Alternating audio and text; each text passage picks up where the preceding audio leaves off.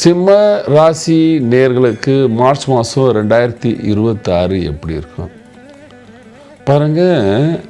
5 கிரகம் சேர்க்கை 7ஆம் பாவத்தில் அலைச்சல்கள் அதிகமாக இருக்கும்.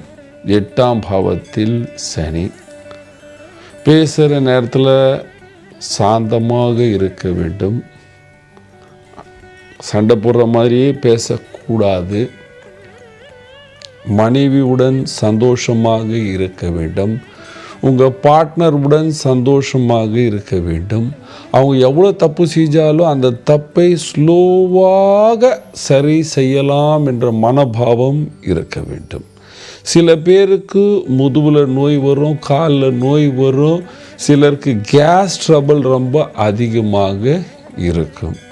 வியாபாரிகளுக்கு சுமாரான லாபமான காலம். அலைச்சல்கள் ரொம்ப அதிகமாக இருக்கும்.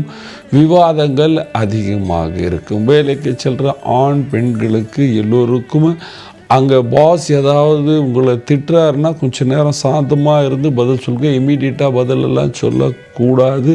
ஏனென்றால் 16ஆம் தேதிக்கு அப்புறம் இன்னும் 2 கிரகம் 8ஆம் பாவத்தில் வருகிறது. அதெல்லாமே ஹெல்த் ப்ராப்ளம் க்ரியேட் பண்ணும்.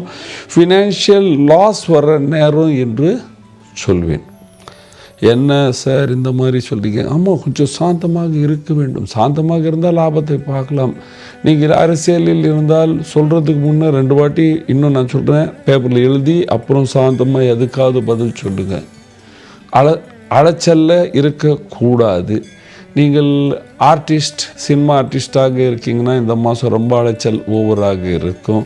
வேலைக்கு செல்றவர்கள் கண்டிப்பாக ரொம்ப உஷாராக இருக்க வேண்டும். ஸ்டூடெண்ட் கடுமையாக படிக்க வேண்டும் என்று சொல்லும். வயதானவர்கள் எல்லோருக்கும் நைட்டு 9 மணி 10 மணி 12 மணிக்கெல்லாம் சாப்பாடு சாப்பிடக்கூடாது.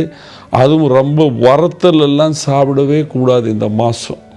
ஆமாம், வயதான அம்மா கொஞ்சம் சிப்ஸு சாப்பிட்லாமே, கொஞ்சம் சேமியா சாப்பிட்லாமே, அந்த மாதிரியோ ஏதாவது பிரியாணி நல்லா டேஸ்ட்டாக இருக்குது, காலைல வரைக்கும் கெட்டு போடும், ஒரு ரவுண்டு சாப்பிட்லாமே சாப்பிட்டிங்கன்னா மறுநாள் கேஸ் ட்ரபிள் அப்படின்னு வந்து உடம்பை கெடுத்திடு விடு.